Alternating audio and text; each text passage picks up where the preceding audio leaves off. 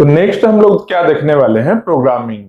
मतलब क्या, प्रोग्रामिंग में कुछ क्वेश्चंस देखेंगे और क्वेश्चन के थ्रू कंसेप्ट को समझेंगे। ठीक है। तो डेटा स्ट्रक्चर अभी तक हम लोग पढ़ाई कर रहे थे। डेटा स्ट्रक्चर क्यों काम आ रहा था? क्योंकि हम वहां पर कुछ जो भी डेटा मेरे पास में है कुछ स्टोर करना चाह रहे हैं मेमोरी में कोई पर्टिकुलर फॉर्मेट में। तो सोचो, मान लो एक घर में ए है, बी है, सी है, मान लो नाम ले लेते हैं, नेम है इसका। एक घर में 3 भाई है, ए बी सी। एक कबर्ड बना है। ठीक है। एक कबर्ड में ऐसे पार्टीशन है। इसमें क्या हो सकता है कि मान लो अपना बुक्स ए कहीं भी रख दे रेंडमली, जैसे मान लो यहां रख दिया, यहां रख दिया और यहां रख दिया। ठीक है। बी भी कहीं और रख दे, बी भी मान लो यहां भी अपना कुछ बुक्स रख रहा है, यहां भी कुछ बुक्स रख रहा है, कुछ यहां रख रहा है, सी भी कहीं और रख दिया मान लो। तो होगा क्या कि अब इस वाले सेल्फ में जब आकर देखेगा कोई, जब सर्च करना है ए को बुक्स चाहिए जब, तो क्या होगा, ए यहां से जैसे ही अपना बुक्स ढूंढने के लिए गया है, यहां क्या देख रहा है, यहां बी का भी बुक्स है। टाइम ज्यादा लगेगा, सही नहीं है। तो मेमोरी में ऐसा गलती नहीं होता है। मेमोरी एलोकेशन में क्या हो, एलोकेशन मतलब क्या, एलोकेट किए हैं। ये जगह है जो बी को एलोकेट कर दिया गया था, ये जगह है जो ए को एलोकेट किया गया था, ये जगह है जो ए और बी दोनों को ही एलोकेट किया गया था। तो मेमोरी में ऐसे क्या होता है, मेमोरी में जैसे ही कुछ भी हम लिखते हैं तो यहां जैसे 2 लोगों को एक ही स्पेस दिया गया है। ए क्या वेरिएबल है, कितना बुक्स रखना है पता नहीं है, बी भी कितना रखेगा नहीं पता है, ज्यादा भी रख सकता है कम भी रख सकता है, लेकिन बुक्स ही रखना है उसको। ठीक है। तो अब यहां पर क्या होगा कि ये जो कंफ्यूजन क्रिएट हो रहा था, हम लोग कंप्यूटर सिस्टम में ऐसा कंफ्यूजन क्रिएट नहीं होगा। हम लोग क्या करेंगे कि अगर पार्टीशन ऐसा कुछ है, उस पार्टीशन में एक ब्लॉक या तो ए को दे सकते हैं, या फिर बी को कोई और ब्लॉक दे सकते हैं, या फिर सी को कोई और ब्लॉक दे सकते हैं। मतलब क्या है, पहले डिक्लेयर करना होता है कि ए को कितना मेमोरी चाहिए, ए को स्टोर करने के लिए कितना मेमोरी चाहिए, उसके अकॉर्डिंग हम लोग स्पेस प्रोवाइड करते हैं। कि मेमोरी तो लिमिटेशन है, अनलिमिटेड मेमोरी है नहीं, तो किसको कितना स्पेस चाहिए उसके अकॉर्डिंग हम लोग एलोकेट करते हैं कि जो एलोकेटेड स्पेस है अब इसको ए यूज कर सकता है अपने लिए, ये स्टोर करना रहे, इसे एक्सेस करना रहे, रिट्रीव करना रहे डेटा को, ये कर सकता है पर्टिकुलर मेमोरी को। तो वही चीज हम लोग प्रोग्रामिंग के हेल्प से देखेंगे। यहां पर क्या लिखा है, स्कोप ऑफ वेरिएबल। स्कोप का मतलब क्या होता है कि ये जो मेमोरी के बारे में बताया गया था कि कौन सा मेमोरी किसको एलोकेटेड है, तो कब एलोकेट किया गया है, एलोकेशन कब हुआ है। प्रोग्राम का 2 पार्ट होता है। एक क्या होता है, एक कंपाइल हो रहा होता है प्रोग्राम, पहले कंपाइल होता है, उसके बाद में रन करता है प्रोसेसर में। पहले कंपाइल होता है प्रोग्राम, उसके बाद ही प्रोसेसर में रन करता है। तो अगर कंपाइल टाइम में हो रहा है मेमोरी एलोकेशन, कंपाइल टाइम में हुआ तो कहीं और मेमोरी एलोकेट होगा, अगर रन टाइम में हो रहा है तो कहीं और एलोकेट होगा। बस यही चीज हम लोग यहां देख रहे हैं, स्कोप ऑफ ए वेरिएबल। मतलब कि वेरिएबल को, कोई भी वेरिएबल है जो प्रोग्राम में, उसको मेमोरी कब प्रोवाइड किया गया है, कंपाइल टाइम में किया गया या फिर रन टाइम में किया गया, और दोनों में क्या डिफरेंस है। कंपाइल टाइम में होगा तब क्या डिफरेंस होगा, रन टाइम में होगा तब क्या डिफरेंस होगा, और जब प्रोग्राम रन करेगा, जब प्रोग्राम रन कर रहा होगा उस समय क्या क्या डिफरेंस आएगा। तो जब कंपाइल टाइम में मेमोरी का एलोकेशन होता है, उसको हम लोग बोलते हैं स्टैटिक स्कोपिंग। मतलब प्रोग्राम रन करने के पहले ही प्रोग्राम लिख दिए हम लोग, सिस्टम में क्या होता है, एक कंपाइलर होता है। कंपाइलर एक प्रोग्राम है जो प्रोग्राम को, कंपाइलर भी एक प्रोग्राम ही है जो कि मेरा गिवन प्रोग्राम को कंपाइल करता है। मतलब देखता है कि प्रोग्राम सही है या नहीं है, इस सिस्टम में रन कर सकता है कि नहीं कर सकता है। मेनली यही चेकिंग करता है। या फिर बोल सकते हो क्या कि high level language to low level language में कन्वर्ट करता है कंपाइलर।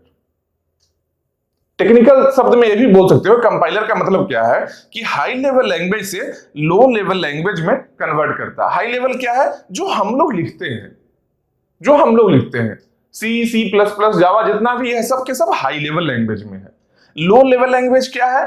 लो लेवल लैंग्वेज का मतलब क्या हुआ कि जो सिस्टम रीड कर सके। सिस्टम क्या रीड करता है? 0-1 कोड में रीड करता है, 0-1 कोड में रीड करता है, बाइनरी डेटा को एक्सेप्ट करता है। मतलब कि जब एक कन्वर्सन हो रहा होगा उस टाइम में अगर कंपाइलर है जो मेमोरी का एलोकेशन किया है उसको हम लोग क्या बोलेंगे? Static scoping.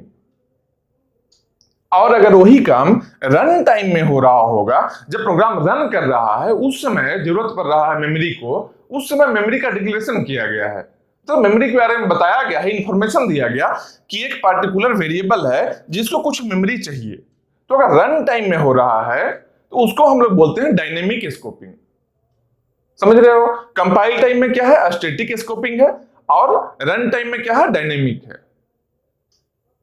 ठीक है। अब यहां डिफॉल्ट लिखा है स्टैटिक में कि अगर कुछ भी नहीं गिवन है बाय डिफॉल्ट स्टैटिक होगा। क्यों होगा? ये प्रोग्राम के थ्रू हम लोग समझेंगे। ठीक है। तो यहां देखो, एक प्रोग्राम है, एक प्रोग्राम हम लोग, एक और बेसिक चीज जान लो कि ग्लोबल वेरिएबल जो है जब कंपाइल टाइम में मेमोरी का एलोकेशन हो रहा होगा, वह उसको वेरिएबल को हम लोग क्या बोलेंगे? Global variable. कहां पर होगा? स्टैटिक एरिया में होगा। मतलब क्या है? Memory allocation eight compile time. मतलब कि ग्लोबल वेरिएबल जो है, ग्लोबल वेरिएबल को स्टैटिक एरिया में मेमोरी दिया जाता है। और कब दिया जाता है? Memory allocation eight compile time. Compile जब हो रहा होगा उस टाइम में ग्लोबल वेरिएबल को मेमोरी दे दिया जाता है। ठीक है। जिसमें कि डिफॉल्ट वैल्यू 0 है। मान लो बता दिए क्या कि ये को इतना स्पेस चाहिए और कुछ रखे नहीं है, स्टोर नहीं किए हैं।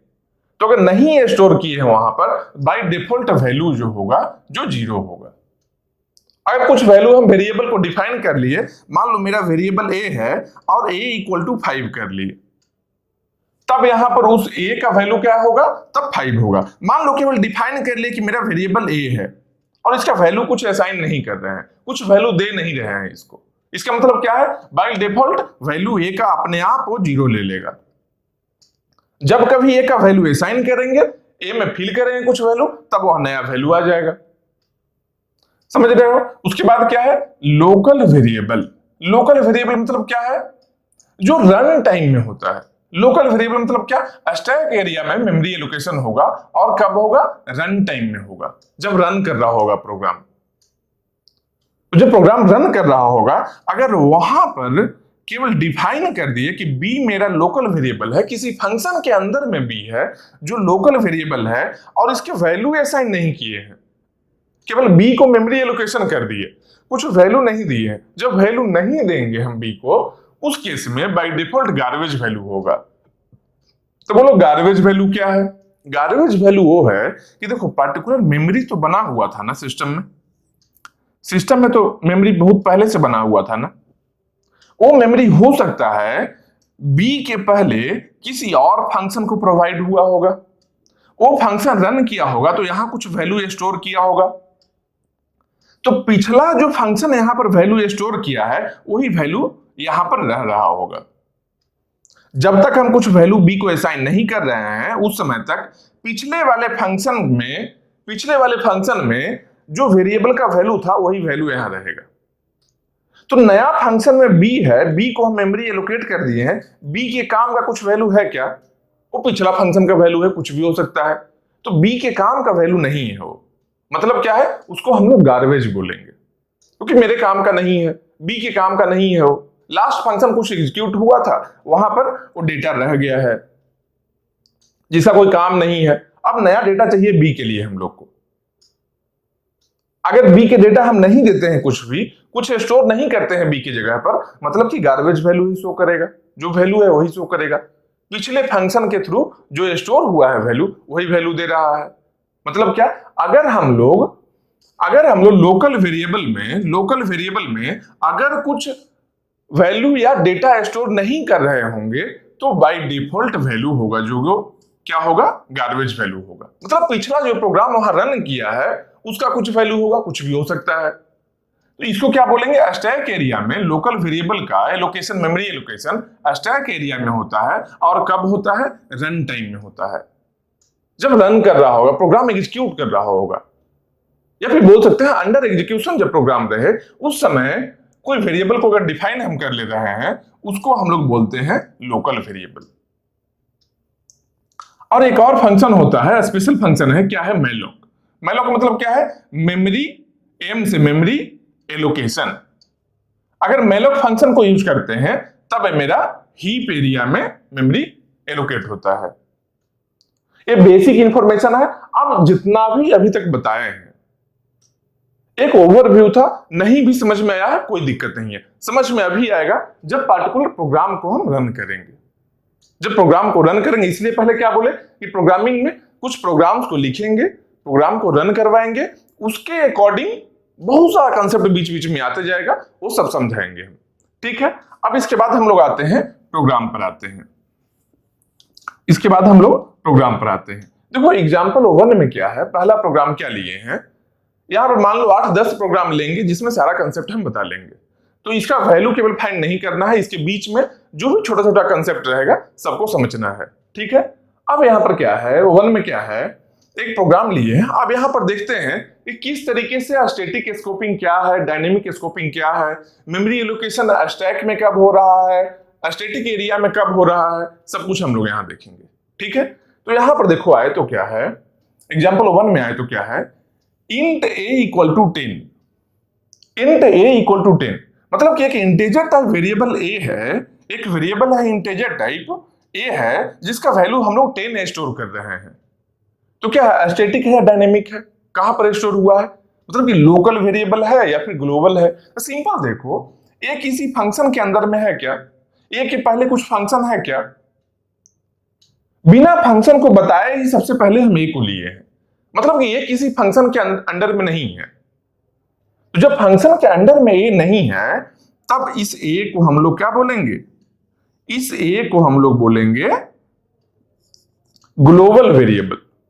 मतलब जब कंपाइलर कंपाइल कर रहा होगा, जब कंपाइलर कंपाइल कर रहा होगा तो फंक्शन आने के पहले, यहां देखो मेन एक फंक्शन है, सी एक फंक्शन है, डी एक फंक्शन है, ई एक फंक्शन है। ठीक है, तो फंक्शन देखो सी के अंडर में भी, सी के अंडर में जब सी फंक्शन स्टार्ट हुआ है तब भी एक ए वेरिएबल है। तो फंक्शन के अंदर में एक वेरिएबल है, जो फंक्शन में वेरिएबल आ रहा है वो लोकल वेरिएबल है। जब फंक्शन के बाहर ही ऐसा कोई भी वेरिएबल जो कोई भी फंक्शन के अंडर में नहीं है, फंक्शन स्टार्ट होने के पहले ही डिक्लेयर हो गया, यहां पर मेन फंक्शन यहां पर स्टार्ट हो रहा है, इसके पहले ही डिक्लेरेशन हो गया है क्या, इंटीजर a इक्वल टू 10। जब फंक्शन स्टार्ट होने के पहले डिक्लेयर हो जाए इसको हम लोग क्या बोलेंगे, ग्लोबल वेरिएबल। ग्लोबल वेरिएबल मतलब कहां ये होगा, मेमोरी एलोकेशन कहां पर हुआ, स्टैटिक एरिया में हो रहा है, यही है ग्लोबल वेरिएबल। ग्लोबल वेरिएबल का मतलब यही है, कहां पर होगा, स्टैटिक एरिया में होगा। तो मान लो केवल इंट ए लिख दिए होते, 10 को नहीं लिखे होते, तब क्या यहां पर रहता, वही चीज यहां बताए हैं कि ग्लोबल वेरिएबल जब रहेगा तो बाय डिफॉल्ट वैल्यू 0 होगा। ठीक है, मतलब क्या, अगर ए का वैल्यू यहां नहीं प्रोवाइड करेंगे तब इस मेमोरी का वैल्यू कितना होगा, तब इस मेमोरी का वैल्यू होता 0। लेकिन हम लोग क्या किए, यहां पर ए का कुछ वैल्यू भी असाइन किए हैं, ए का वैल्यू असाइन किए, तो कोई दिक्कत नहीं, असाइन किए वही वैल्यू यहां स्टोर कर लेंगे। कितना है, 10 है, मतलब कि यहां पर स्टोर हो गया 10। ए मेरा क्या है, ए मेरा क्या है, ग्लोबल वेरिएबल है, स्टैटिक एरिया में हो रहा है। ये कहां पर हो रहा है, ये स्टैटिक एरिया में हम लोग, स्टैटिक एरिया में हम लोग मेमोरी एलोकेशन किए हैं, क्योंकि फंक्शन के बाद नहीं आया है, ये फंक्शन के बाहर ही है ये मेरा, इसलिए स्टैटिक एरिया में हो गया। उसके बाद देखो आगे रीड करो, क्या है, मेन एक फंक्शन आया है, मेन एक फंक्शन आया है, इंटीजर a इक्वल टू 7। तो यहां भी ये है और यहां भी ये है, एक ही नाम से दो वेरिएबल है, पॉसिबल है क्या, हाँ, क्यों नहीं पॉसिबल है, ये ग्लोबल वेरिएबल है, एक ही किसी फंक्शन के अंडर में नहीं है, ये किसी फंक्शन के अंडर में नहीं है, तो डायरेक्टली इसके लिए एक अलग स्पेस है। सिंपल सोचो, घर में जहां बाइक लगता है पार्किंग में, तो रूम में भले ही कवर्ड अलग अलग सबको बताया गया है कि यहां पर एक कवर्ड है, वो कवर्ड है, लेकिन बाइक तो कॉमन है, क्योंकि एक बाइक को बहुत सारे लोग एक्सेस कर सकता है। अगर 4 लोग हैं, 4 भाई है, तो चारों भाई उसी बाइक से कहीं जा सकता है, फिर आएगा तो वहां ही पार्किंग में लगा लेगा। मतलब क्या है कि जब बाइक को सब लोग एक्सेस कर सकता है, किताब सबका सब नहीं पढ़ सकता है, क्योंकि कोई मान लो 5th स्टैंडर्ड में है, कोई 8th में है, कोई 10th में है, तो 8th वाला अपना 8 वाला बुक्स को पढ़ेगा, मतलब अपना किताब को ही पढ़ने वाला है वो। तो जब अपना ही किताब को पढ़ने वाला, उसको लोकल वेरिएबल बोलते हैं हम लोग। बाइक है जिसको सब लोग एक्सेस कर सकता है, 4 भाई है, चारों ही चला सकता है, कभी कोई जा रहा है, कभी कोई और जा रहा है उसी बाइक से, फिर ला रहा है तो उसी पार्किंग में वहां पर ही स्टोर कर रहा है, वहां पर ही पार्क कर रहा है। तो जिसको सब लोग एक्सेस कर सकता है उसको हम लोग बोलते हैं क्या, ग्लोबल वेरिएबल, और ये स्टैटिक एरिया में रहता है। ग्लोबल का मतलब समझ गए हो। अब इसके बाद देखो मेरा फंक्शन क्या आया, मेन आया। जब मेन फंक्शन आया है तो यहां पर क्या है, ये पार्टिकुलर नाम दिया हुआ है किसी पार्टिकुलर आदमी का, तो इसके लिए अलग से मेमोरी रहना चाहिए ना, तो इसके लिए मेमोरी है कहां पर, इसके लिए मेमोरी है स्टैक में है। इसके लिए मेमोरी कहां पर है, इसके लिए स्टैक में है। यहां क्या लिखेंगे, यहां पर लिखेंगे मान लो मेन फंक्शन यहां लिख दिए, यहां पर मेन फंक्शन लिख दिए, मेन के लिए जगह है। अब मेन मान लो कोई वेरिएबल डिफाइन करेगा तो यहां पर ही रहेगा। देखो मेन के अंडर में जब आए, मेन के बाद जब आए इस फंक्शन में आए, ये फंक्शन कहां से कहां तक है, मेन देखो यहां से लेकर यहां तक के फंक्शन है, तो इस बीच में यहां से स्टार्ट हुआ यहां तक के फंक्शन है।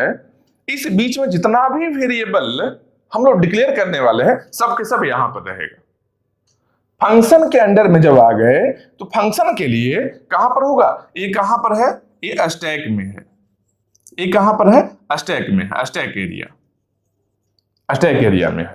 ठीक है, तो मेन फंक्शन है, इसमें क्या डिफाइन किया, इंट ए, मतलब ए क्या है, इंटीजर टाइप का वेरिएबल है। मतलब ए के लिए जो मेमोरी हम लोग असाइन करने वाले हैं, जो लोकेशन हो रहा है उसमें इंटीजर टाइप का वैल्यू स्टोर करना चाहते हैं हम लोग।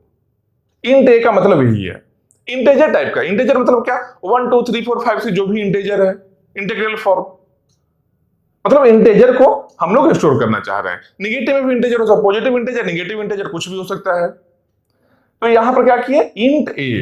तो अब यहां क्या करेंगे, ए को डिफाइन किए, मेन में ए के लिए एक जगह बन गया, ए के लिए जगह बना।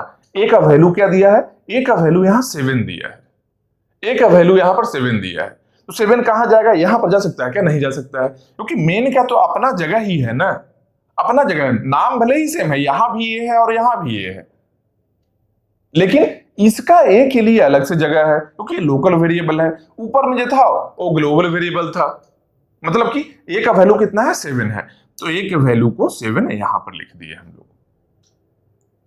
ठीक है, ये हम लोग देख लिए। अब इसके बाद देखो क्या देखना है, इसके जस्ट आगे बढ़ते हैं तो क्या है, एक फंक्शन सी को कॉल कर रहा है, मेन है जो एक नया फंक्शन सी को कॉल कर रहा है। तो कहां जाएंगे, सी को कॉल कर रहा है, सी का कोड कहां लिखा है, जहां लिखा हुआ सी का कोड वहां पर जाएंगे। मतलब सी का कोड देखो यहां पर लिखा है, सी का कोड यहां लिखा है। जब सी को कॉल कर रहा है, एक अलग से फंक्शन को कॉल कर रहा है, तो फंक्शन का कोड जहां है वहां पर हम लोग चले जाएंगे। तो यहां क्या है, सी का कोड है। अब देखो सी के लिए यहां से लेकर यहां तक कोड है, सी के लिए यहां से लेकर यहां से तक का कोड है। इसके बीच में जितना भी वेरिएबल आएगा वो सी के लिए अपना वेरिएबल रहेगा, मतलब कि उसको केवल सी एक्सेस करेगा, अपना चेंज करेगा, एक्सेस करेगा, कुछ भी करे, सी के लिए वो है। मतलब क्या है, लोकल वेरिएबल है। ए इंट ए, यहां पर जो वेरिएबल है नाम सेम ही है, यहां भी ये था, यहां भी ये है, यहां भी ये है, लेकिन ए जो पार्टिकुलर ए है जो सी के लिए है, सी के लिए लोकल है। मतलब क्या है कि मान लो यहां पर सी के लिए भी एक जगह बनाते हैं, यहां क्या करेंगे, यहां भी एक वेरिएबल ए लिए हैं जिसका वैल्यू कितना है, 12 है। यहां वैल्यू क्या है, 12 है। अगर 12 नहीं रहता, केवल इंट ए लिखा रहता, तब क्या करते, 12 अगर नहीं है तो जब नहीं रहेगा तो यहां गार्बेज वैल्यू आएगा, क्योंकि ये मेमोरी, ये स्टैक में मेमोरी पहले किसी और को भी दिया हुआ था, वो फंक्शन भी यहां कुछ वैल्यू स्टोर किया था, पुराना वैल्यू आ जाएगा, तो पुराना वैल्यू इसके लिए गार्बेज का काम करेगा। यूजलेस है, गार्बेज है, गार्बेज का मतलब यही होता है ना, वेस्ट प्रोडक्ट, जो वेस्ट मटेरियल है। बस वही चीज है, पुराना फंक्शन का वैल्यू क्या है, वेस्ट है, इसके लिए कोई काम का नहीं है तो गार्बेज होता। लेकिन यहां पर क्या किया, ए का कुछ वैल्यू भी असाइन किया है, तो सी को देख लिया। अब उसके बाद आते हैं, जब इसी फंक्शन में सी फंक्शन में आते हैं तो क्या देख रहे हैं, एक नया फंक्शन कॉल किया है डी को, एक नया फंक्शन भी कॉल किया है डी को। तो डी का जहां कोड है वहां पर जाएंगे, मतलब क्या है, डी के लिए देखो यहां कोड लिखा है, यहां पर चले गए। ठीक, स्टार्ट यहां से हुए थे, मेन है जो सी को कॉल किया है तो सी वाले कोड में हम लोग चले गए। उसके बाद सी है जो एक फंक्शन कॉल किया, डी को कॉल किया है तो डी में चले जाएंगे। डी के लिए भी देखो इंट ए इक्वल टू 15, पहले डी के लिए एक जगह बना लेते हैं। डी का देखो ये पर्टिकुलर स्पेस है, यहां पर क्या है, इंट ए इक्वल टू 15, मतलब कि यहां भी एक वेरिएबल डिफाइन किया जा रहा है ए नाम का, इंटीजर टाइप है वैल्यू उसका। तो यहां भी क्या करेंगे, यहां भी ये लिख लिए, ए जो ए है डी के लिए लोकल है, पहले जो ए था सी के लिए लोकल था, यहां जो ए है मेन के लिए लोकल है। सारे अपना अपना फंक्शन के लिए लोकल वेरिएबल है, लेकिन स्टैटिक एरिया में एक ग्लोबल वेरिएबल भी है। ये क्या है, सबके लिए यूज कर सकता है, कोई भी यूज कर सकता है। ये क्या है, बाइक है एक तरह का, कोई भी यूज कर सकता है। कब, जब अपना वैल्यू नहीं रहे, अपना नहीं रहेगा तब यहां पर आएगा। जब अपना ही है तो क्यों जाएगा किसी और के पास में, जब अपना पर्सनल बाइक है तो दूसरे के पास में क्यों जाएगा, अपना ही यूज करेगा। बस वही चीज यहां भी है। ठीक है, तो यहां पर डी के लिए क्या है, एक वेरिएबल है, इंटीजर टाइप वेरिएबल है जिसका वैल्यू कितना है, 15 है। तो यहां पर क्या करेंगे, यहां पर 15 लिख लिए। ठीक है, अब उसके बाद आते हैं डी कहां से कहां तक है, डी यहां से लेकर यहां तक है। ठीक, तो उसके बाद में जब आगे बढ़ेंगे तो क्या लिखा है, print F A. Print F A मतलब क्या बोल रहा है, ए को प्रिंट कर लो, ए को प्रिंट करने बोल रहा है, कहां पर, डी फंक्शन में।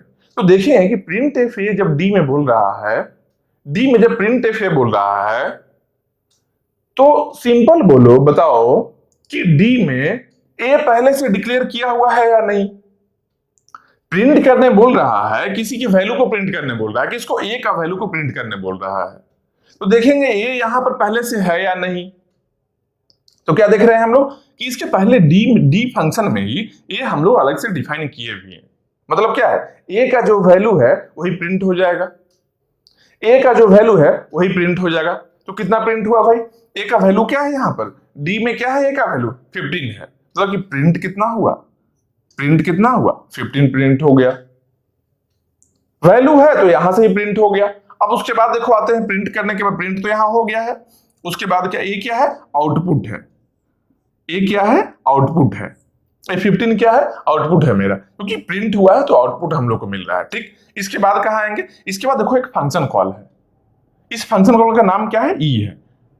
तो अब कहां पर जाएंगे, जहां पर ई का कोड लिखा हुआ होगा, ई फंक्शन का जहां कोड लिखा हुआ वहां पर जाएंगे। तो ई में चले आए, ई के कोड में चले आए। ई में देखो क्या है, ई यहां से लेकर यहां तक है, ई है जो यहां से लेकर यहां तक है। क्या बोल रहा है, प्रिंट एफ ए। ई में क्या बोल रहा है, प्रिंट करना है ए के वैल्यू को। तो क्या देखेंगे, पर सबसे पहले देखेंगे कि जब प्रिंट करने तो बोल रहा है ए का वैल्यू, ए का वैल्यू को प्रिंट करने तो बोल रहा है, लेकिन यहां पर ए पहले से डिफाइन किया गया है क्या, ई फंक्शन में ए है क्या, है ही नहीं। इसके आगे पीछे ए कहीं लिखा है, इसके पहले ए लिखा है क्या, यहां पर नहीं लिखा है। मतलब कि ई फंक्शन है, ई फंक्शन तो यहां बना लिए, ई फंक्शन के लिए स्पेस मान लो देना भी चाहे हम लोग, ई के लिए किसको स्पेस देंगे, कोई वेरिएबल ही नहीं डिफाइन हुआ है, मतलब कि यहां पर कुछ भी नहीं है, ई में कोई स्पेस देना ही नहीं है, ई को स्पेस नहीं दे सकते हैं। स्पेस कब देंगे, जब वेरिएबल डिफाइंड हो। स्पेस चाहिए किसको, वेरिएबल को चाहिए। जो भी पर्टिकुलर फंक्शन है उसके लिए स्पेस है दे सकते हैं, लेकिन डिफाइन तो पहले करो, स्टोर क्या करना है, वेरिएबल को डिफाइन करोगे तब यहां पर स्पेस देंगे। डिफाइन नहीं किया है ई में, यहां पर स्पेस नहीं दे सकते हैं। डायरेक्टली क्या बोल रहा है, ई क्या बोल रहा है कि प्रिंट करो ए का वैल्यू। अब इसके पास ए नहीं है, इसके पास ए है नहीं और प्रिंट करना चाह रहा है। यहां पर ही स्कोप ऑफ वेरिएबल का काम आता है कि जब डिफाइन नहीं किया हुआ है ई में, जब ए का वैल्यू को डिफाइन नहीं किया गया है और प्रिंट करने बोल रहा है। अब ये तो बहुत सारा मेरे पास में है। यहां पर देखो स्टैटिक एरिया में ग्लोबल वेरिएबल एक है जो स्टैटिक एरिया में है, सारा फंक्शन का भी अपना अपना ए है जो स्टैक एरिया में है। अब किसका वैल्यू को प्रिंट कर लेंगे, किसके वैल्यू को प्रिंट कर देंगे? ये तो है मेरे पास, पहले से है मेरे पास है, लेकिन या तो किसी पर्टिकुलर फंक्शन का है या तो ग्लोबल एरिया में है। अब यहां पर क्या बोल रहा है, प्रिंट ए करना है, ए का वैल्यू ही नहीं है, प्रिंट करना चाह रहा है। तो अगर कुछ भी नहीं दिया है तो क्या बोले थे, ग्लोबल वेरिएबल जो है बाय डिफॉल्ट वैल्यू तो 0 रहेगा, और स्कोप ऑफ वेरिएबल जब वेरिएबल डिफाइन नहीं हुआ है उस केस में बाय डिफॉल्ट क्या लेंगे, स्टैटिक स्कोपिंग। स्टैटिक स्कोपिंग का यही मतलब है कि जहां कहीं भी डिफाइन नहीं किया गया है किसी वेरिएबल के लिए, कोई वेरिएबल डिफाइन नहीं किया गया है, उस वेरिएबल को यूज करना चाह रहा है, तो कुछ भी नहीं अगर दिया है तो हम लोग बाय डिफॉल्ट स्टैटिक लेंगे। स्टैटिक का मतलब क्या हुआ कि अगर नहीं दिया हुआ है यहां पर कुछ भी डिफाइन नहीं किया गया है वेरिएबल को, उस वेरिएबल को अगर हम यूज करना चाहते हैं तो स्टैटिक एरिया में जो वेरिएबल होगा, स्टैटिक एरिया में उस वेरिएबल का जो वैल्यू होगा उसको प्रिंट कर लेंगे। स्टैटिक एरिया में जो ए का वैल्यू आया होगा उसको ही प्रिंट करेंगे। समझ रहे हो? मतलब क्या कि यहां पर ए का वैल्यू तो नहीं है, तो सिंपल सोचो अगर तीन भाई है और एक के पास बाइक नहीं है, बाकी दोनों के पास है, तो जिसके पास नहीं है क्या करेगा, कुछ नहीं, दिमाग काम कर रहा है तो अपने पापा का बाइक को यूज कर लेगा, नहीं है तो अपने पापा वाला बाइक यूज करेगा। मतलब क्या, पेरेंट्स का यूज कर रहा है। तो ग्लोबल जो स्टैटिक एरिया में डिफाइन किए थे सबसे पहले इसके लिए ही किए थे कि मान लो अंदर में कोई फंक्शन में अगर ये वेरिएबल नहीं डिफाइंड होगा तो डायरेक्टली इसको यूज कर लेंगे बाय डिफॉल्ट, कुछ मेंशन नहीं है तो इसको यूज कर लेंगे। मतलब क्या है कि अगर यहां प्रिंट करने बोल रहा है ए का वैल्यू, ए कहां से आएगा, ए कहां से आएगा, जो ग्लोबल वेरिएबल है यही मेरा ये यूज करेंगे।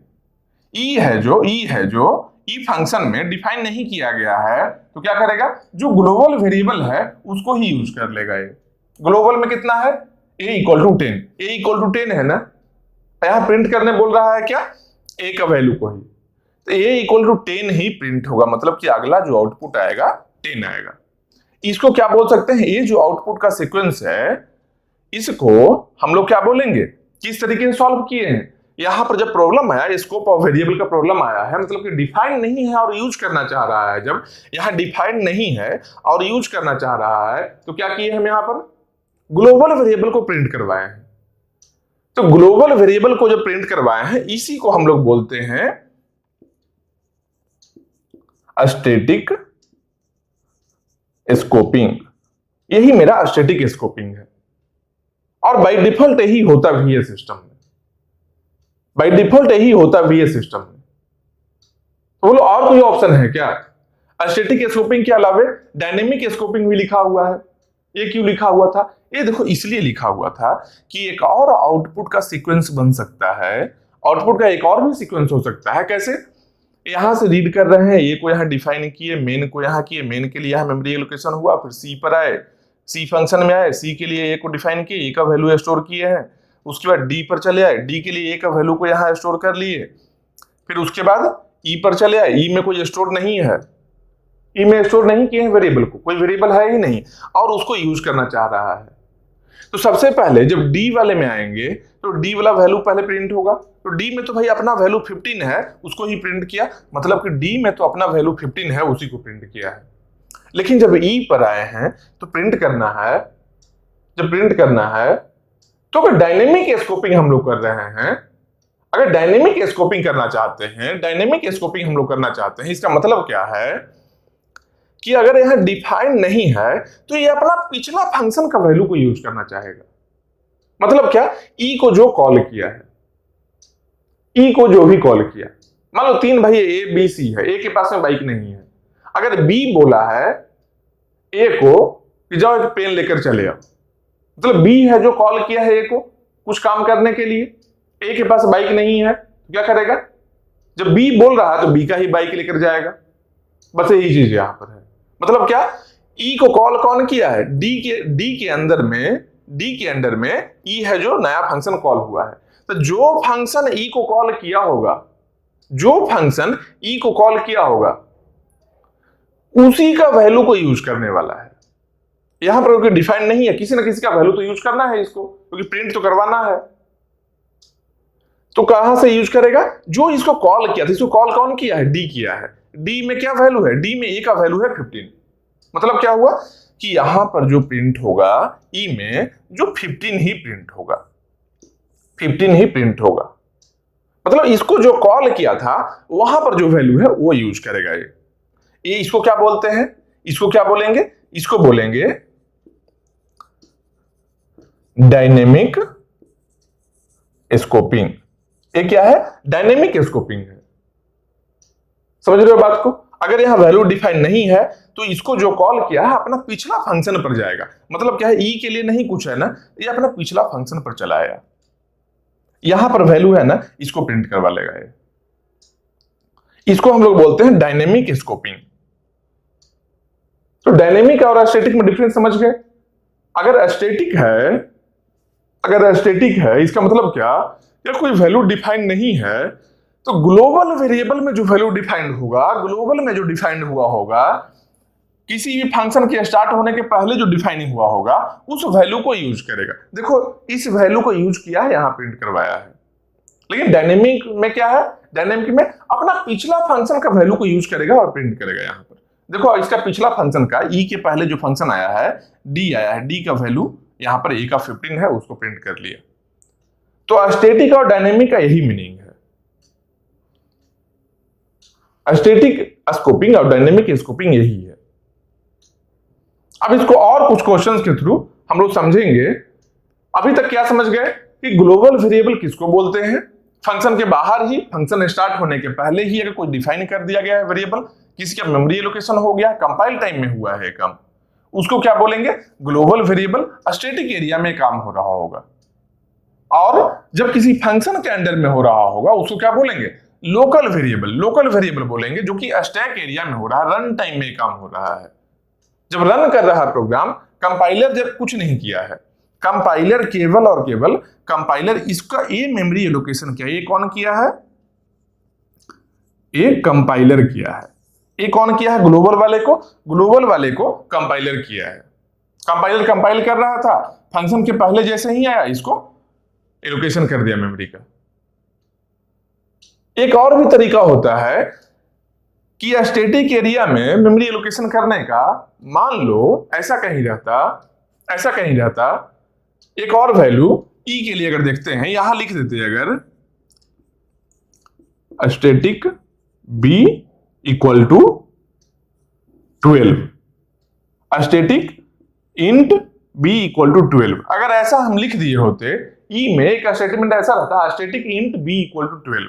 इसका मतलब क्या है कि जब कंपाइलर स्कैन कर रहा होगा पूरे कोड को, स्टैटिक वर्ड को जब देख लेगा कंपाइलर, इसका मतलब समझ जाएगा क्या कि अच्छा यहां स्टैटिक है, मतलब क्या है, यहां पर जो वेरिएबल है ना, इसको स्टैटिक एरिया में मेमोरी एलोकेशन करना है। तो कंपाइलर एक काम भी कर लेगा। मतलब क्या करेगा, यहां पर ए था ना, एक और स्टैटिक एरिया में ही यहां पर ही बी भी बना देगा कंपाइलर, यहां पर बी भी बना देगा, जिसका वैल्यू क्या है, 12 है। कंपाइल टाइम में काम हो जाएगा। अब मान लो कभी ऐसा रहता कि यहां पर ही रहता, अगर इसके बाद में ऐसा रहता जो प्रिंट एफ बी रहता, अगर प्रिंट एफ बी रहता, तो बी है क्या, सी में देखो बी है क्या, नहीं है। तो स्टैटिक में अगर प्रिंट करना रहे तो क्या प्रिंट करेगा, यहां प्रिंट एफ बी में कब आएगा, देखो सी में जब स्टार्ट किए थे हम लोग, पहले इसको स्कैन किए, फिर इसको किए, यहां किए तो डी में चले आए, डी यहां किए, उसके बाद ई में चले आए, यहां प्रिंट किए। अब फिर जब एक खत्म हो गया है फंक्शन, तब यहां से लौट कर तो यहां जाएगा ही, यहां कुछ भी नहीं मिलेगा, डी फंक्शन यहां ही ओवर हो गया है। तो डी फंक्शन ओवर हो गया, मतलब फिर से यहां से लौट कर यहां जाएगा।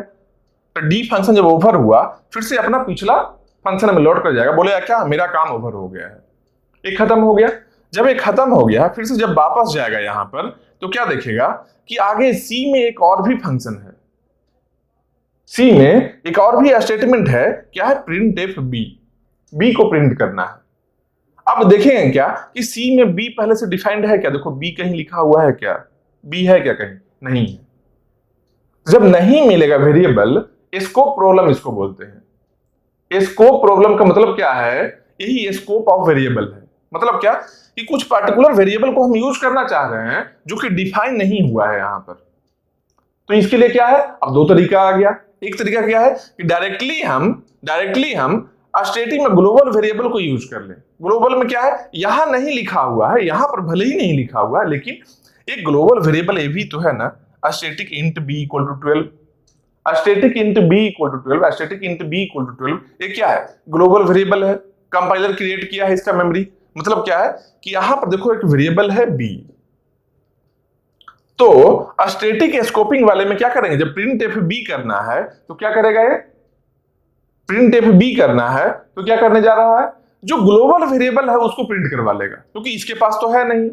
तो जब स्टैटिक स्कोपिंग होगा तो ग्लोबल वेरिएबल है बी का वैल्यू, यहां पर देखिए ग्लोबल में क्या है, मतलब कि स्टैटिक एरिया में क्या डिफाइंड है? बी 12 है। मतलब कि यहां पर अगला वैल्यू जो प्रिंट होगा जो 12 होगा। लेकिन डायनेमिक में अब क्या होगा भाई? स्टैटिक वाले में तो सही है कि यहां पर यूज अगर कर लिए हैं, अब पहले से यहां डिफाइन नहीं किया गया है वेरिएबल को, तो क्या करेंगे? डायरेक्टली ग्लोबल वेरिएबल है उसको एक्सेस करेंगे, उसको प्रिंट करवा लेंगे। सही है, प्रिंट हो गया।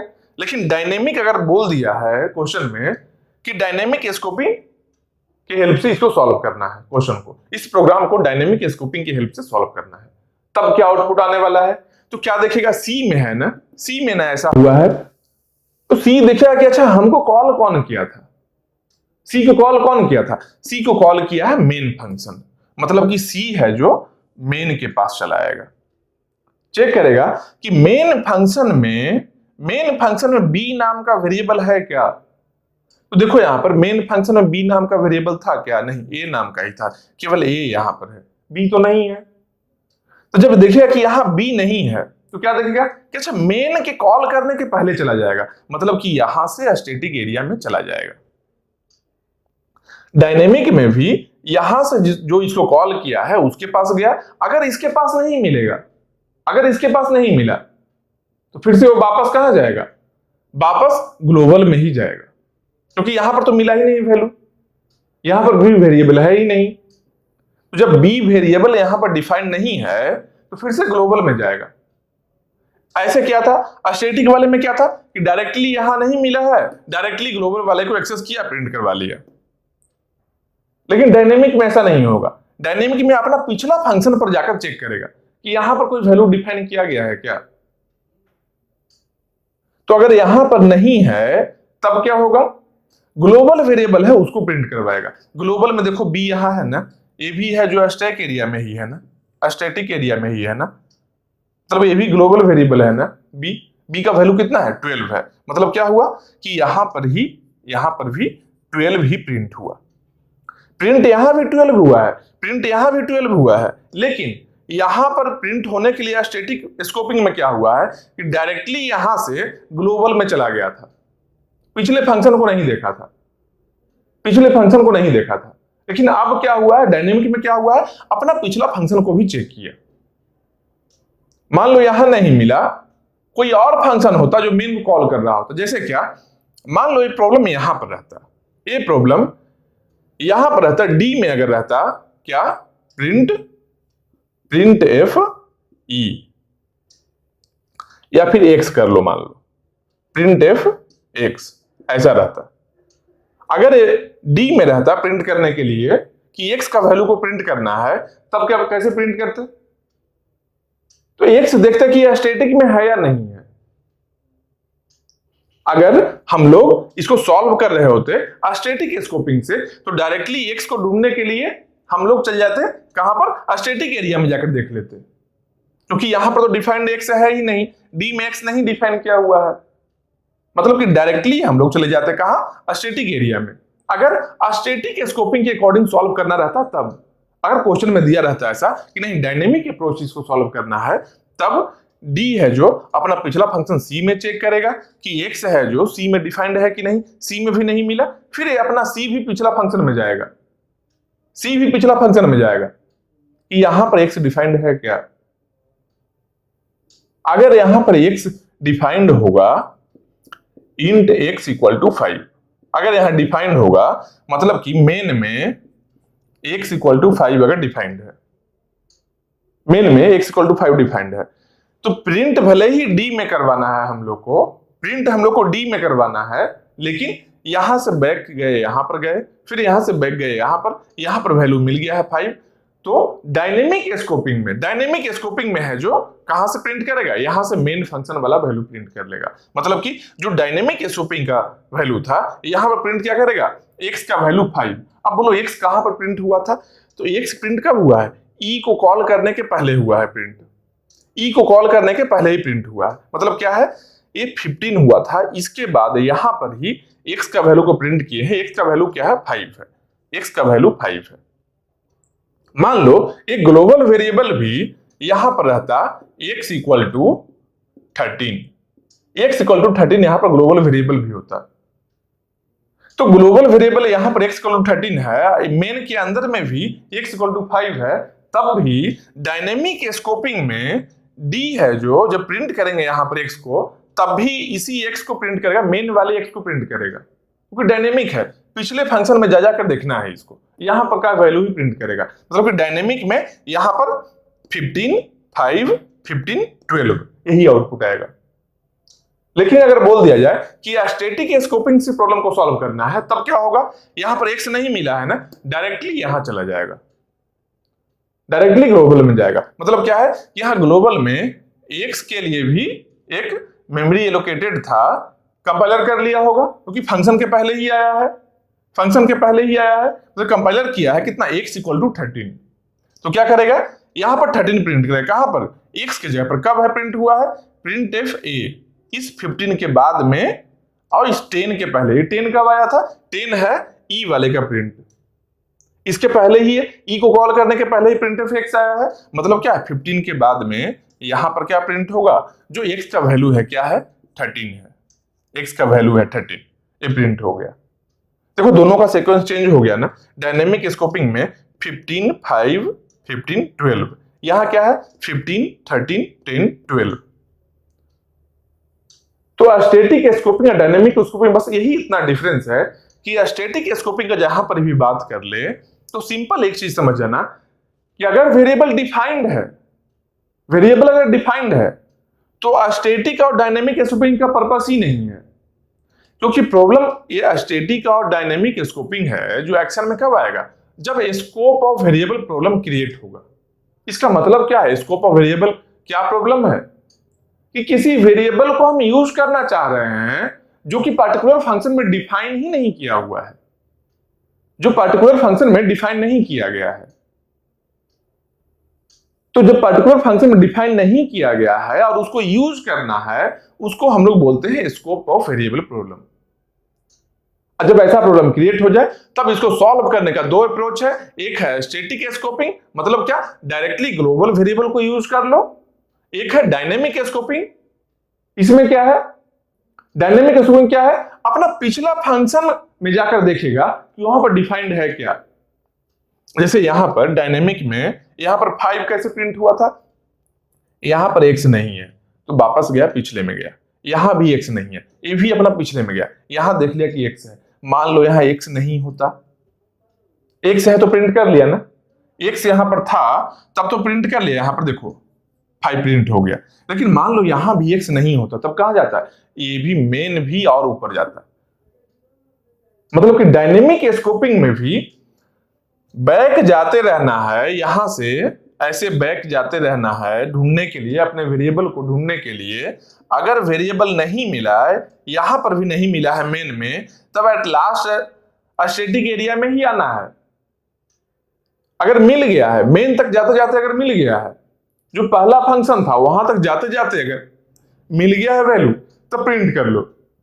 लेकिन नहीं मिला है तो उस केस में ग्लोबल वाले को ही प्रिंट करना होगा। मतलब कि यहां जो 5 प्रिंट हुआ था, 5 ना होकर के 13 ही प्रिंट होता। कब होता 13 प्रिंट, जब यहां पर मेन में भी डिफाइन नहीं होता। फिर से वापस जाता ग्लोबल में, यहां तो है ही 13, x का वैल्यू है ही, तो ग्लोबल वाले को ही प्रिंट करता। फिर इसका मतलब एक चीज हम लोग को समझ में आ रहा है कि जब हम लोग स्कोप ऑफ वेरिएबल फेस करते हैं प्रॉब्लम को, मतलब क्या कि कोई वेरिएबल को यूज करना चाह रहे हैं जो कि डिफाइन नहीं किया गया है, उसको सॉल्व करने का दो तरीका है। एक क्या है, डायरेक्टली ग्लोबल वाले को प्रिंट करवा ले, हम लोग डायरेक्टली ग्लोबल में जो वैल्यू है उसको यूज कर ले। प्रिंट करने का मतलब क्या है, यूज कर रहे हैं उसको। तो अगर स्कोप ऑफ वेरिएबल प्रॉब्लम है तो यहां पर एक केस क्या है कि डायरेक्टली हम लोग स्टैटिक स्कोपिंग में जो ग्लोबल वेरिएबल है उसको यूज कर ले। एक और क्या तरीका कि डायनेमिक में पिछला फंक्शन में जाते रहें, लेकिन एक केस ऐसा भी तो बनता है कि किसी भी फंक्शन में वो पर्टिकुलर वेरिएबल नहीं है। जैसे देखो x यहां पर अगर नहीं था, यहां नहीं था, तो यहां पर x का जरूरत है, इस सारे फंक्शन को देखते चला गया, यहां पर भी नहीं मिला, फिर एट लास्ट ग्लोबल वाले को ही प्रिंट करवाया है, फिर एट लास्ट ग्लोबल का जो वैल्यू है वही प्रिंट करवाया। तो टाइम बर्बाद लेकिन हुआ ना। यहां से पहले यहां आए, सर्च किए यहां पर है या नहीं, फिर यहां गए सर्च किए यहां भी है या नहीं, फिर ग्लोबल गए, टाइम ज्यादा लग गया ना। मतलब कि डायनेमिक स्कोपिंग में टाइम थोड़ा ज्यादा लग सकता है, एक चांसेस है कि टाइम ज्यादा लग जाए। इसलिए बोलते हैं क्या, बाय डिफॉल्ट जो सिस्टम हम लोग कंप्यूटर सिस्टम रन करता है वो स्टैटिक स्कोपिंग ही करता है। नहीं मिला, डायरेक्टली ग्लोबल वेरिएबल की जगह सर्च कर लेगा, डायरेक्टली ग्लोबल वेरिएबल को सर्च कर लेगा, बाय डिफॉल्ट यही होगा। लेकिन अगर क्वेश्चन में तो पूछ सकता है, क्वेश्चन में क्या है कि बोल दिया क्या, डायनेमिक स्कोपिंग से क्या आउटपुट आएगा। तो डायनेमिक स्कोपिंग से जो आउटपुट आएगा उसको देखेंगे। अब पहले से तो पता नहीं है कि यहां पर है या नहीं, बैक जब जाएंगे, डी से जब वापस सी पर गए, सी से जब वापस मेन पर आए, तब ना देखे कि अच्छा यहां पर, यहां भी एक्स नहीं है। मान लो एक्स होता तो यहां के वैल्यू को प्रिंट करते। बस इसी प्रॉब्लम को कि कोई ऐसा वेरिएबल को यूज कर रहे हैं जो कि पहले से डिफाइन नहीं किया गया है, इसी प्रॉब्लम को हम लोग स्कोप ऑफ वेरिएबल प्रॉब्लम बोलते हैं। और एक क्वेश्चन बताने का मतलब ही यही था, जब कुछ यूज करने जा रहे हैं, कुछ यूज करने जा रहे हैं जो कि डिफाइन नहीं है, मतलब क्या, लोकल नहीं है, no local, local variable define नहीं किया गया है। जब लोकल नहीं वेरिएबल डिफाइन किया गया है, जैसे यहां पर x है, x को प्रिंट करना है, d है जो फंक्शन है, इसके अंडर में x को प्रिंट करना है, लेकिन यहां पर डिफाइन नहीं किया गया है x को, इसको ही बोलते हैं लोकल नहीं है, मतलब कि फ्री वेरिएबल है।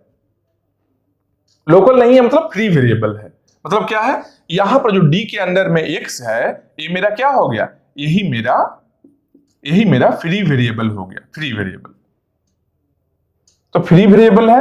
अब फ्री वेरिएबल जब रहे तो सॉल्व करने का दो तरीका है, एक क्या है लोकल, एक क्या है ग्लोबल। लोकल का मतलब क्या हो गया, डायनेमिक स्कोपिंग, लोकली चेक करते जाएगा, अपना पिछला फंक्शन में जाकर चेक करेगा, फिर अपना पिछला फंक्शन में चेक करेगा जब तक कि मिल ना जाए। तो एक तरीका क्या है डायनेमिक स्कोपिंग, और एक और तरीका क्या है कि अच्छा फ्री वेरिएबल है ना, फ्री वेरिएबल है ना, डायरेक्टली ग्लोबल को ही यूज कर लेंगे, वैल्यू नहीं है डायरेक्टली ग्लोबल को ही यूज कर लेंगे, तो उसको क्या बोलेंगे, स्टैटिक स्कोपिंग बोलते हैं। और बाय डिफॉल्ट सिस्टम में यही रन करता है। तो बोलो इतना देर तक ये स्टैटिक या डायनेमिक क्यों बताए हैं, ये तो छोटा क्वेश्चन था, ये सब चेंजिंग करने की क्या जरूरत है, इसके बाद बड़ा क्वेश्चन भी आ जाएगा और वहां पर इतना नहीं बताएंगे, डायरेक्टली यूज कर लेंगे, इसलिए क्वेश्चन को समझना जरूरी था। मतलब कंसेप्ट को समझ गए क्या कि अगर हम लोग को स्टैटिक स्कोपिंग के थ्रू सॉल्व करना हो प्रॉब्लम को तब कैसे करेंगे, और डायनेमिक स्कोपिंग के थ्रू में सॉल्व करना हो तब कैसे करेंगे। तो नेक्स्ट क्वेश्चन देखते हैं हम लोग। अगला क्वेश्चन,